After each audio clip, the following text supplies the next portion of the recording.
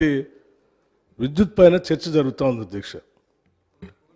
దీనికి కావాల్సినటువంటి సమస్యలన్నీ కూడా సభ ముందు పెట్టాం. దానికి సంబంధించి విలువైనటువంటి సలహాలు సూచనలు గౌరవ సభ్యుల నుంచి రావాలని మేము కోరుకున్నాం. ప్రతిపక్ష సభ్యులు కూడా ఇవ్వాల్సిన సమయం కంటే ఎక్కువ ఇచ్చారు. మీరు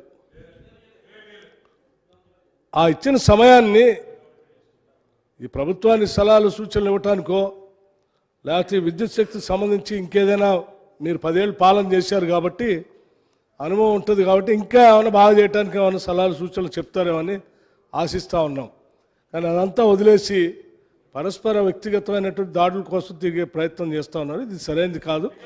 నేను ఒక్క నిమిషం దయచేసి వాళ్ళ సభ్యులు ముగిస్తే ఒక్క నిమిషం దయచేసి ప్రశాంత్ రెడ్డి గారు ఈ సబ్జెక్ట్ మీద చర్చ జరిగేటానికి అందరూ సహకరించవలసిందిగా కోరుతూ గౌరవ సభాపతి గారిని సభను నడిపించవలసిందిగా విజ్ఞప్తి చేస్తాను. Thank you. కౌశిక్ రెడ్డి గారు సభా మర్యాదలను కాపాడండి. మీరు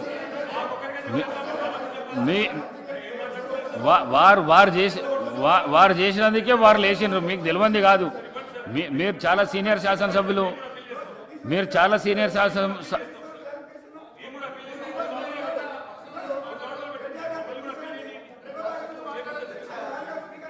రాజగోపాల్ రెడ్డి గారు. అధ్యక్ష నేను వ్యక్తిగతంగా స్టార్ట్ చేసిన జగదీశ్వర్ రెడ్డి గారు మాట్లాడిన మొట్టమొదట నేను చేయలే కదా అధ్యక్ష. వాళ్ళు అడిగిందని చెప్తున్నా. ఒక్క నిమిషం అధ్యక్ష.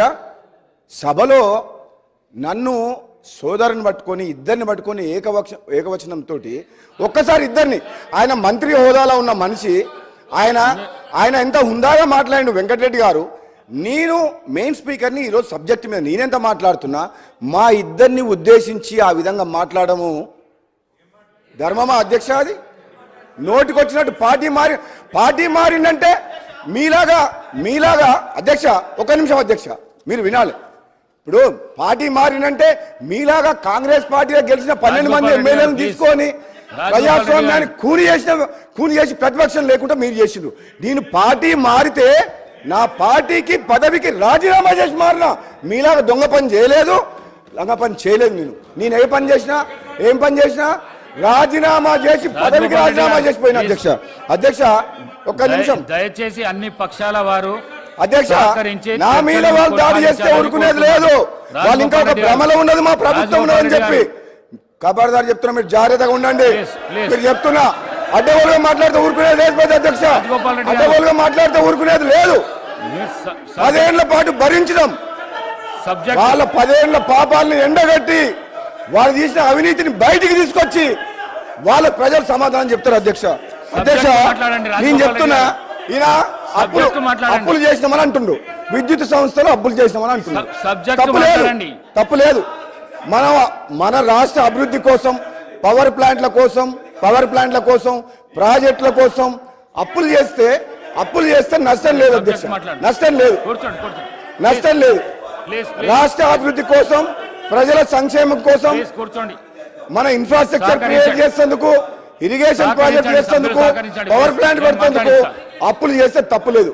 కానీ అనవసరంగా యాదాద్రి పవర్ ప్లాంట్ కట్టొద్దు అని చెప్పిండ్రు. అది 7 రూపాయలకు 8 రూపాయలకు ఒక యూనిట్ ధర వస్తుంది Yadadri power plant. Kaleshwaram project వద్దు అని చెప్పిండ్రు. అనవసరంగా మిగులు బడ్జెట్తో ఉన్న రాష్ట్రాన్ని అప్పులు చేసి రాష్ట్రాన్ని అప్పుల పాలు చేసింది. నిజంగా వీళ్ళు వేరే రాష్ట్రాలతో పోలుస్తారు అధ్యక్ష. మన రాష్ట్ర పరిస్థితి వేరు. మనకు మిగులు బడ్జెట్ తోడు ఉన్న రాష్ట్రం సోనియా గాంధీ తెలంగాణ పార్టీ ఇచ్చింది. అయితే కాంగ్రెస్ పార్టీ తెలంగాణ ఇచ్చినప్పుడు ఎట్లుండే మిగులు బడ్జెట్ ఉండే. మన అప్పులు ఎందుకు చేశారు అధ్యక్ష? అప్పులు చేయాల్సిన అవసరం ఏముంది? మనకు హైదరాబాద్ నగరంలో బోలెడంత ఆదాయం వస్తుంది. సంక్షేమ పథకాలు కానీ అభివృద్ధి కానీ మనం 1 by 1 చేసుకుంటూ పోవచ్చు.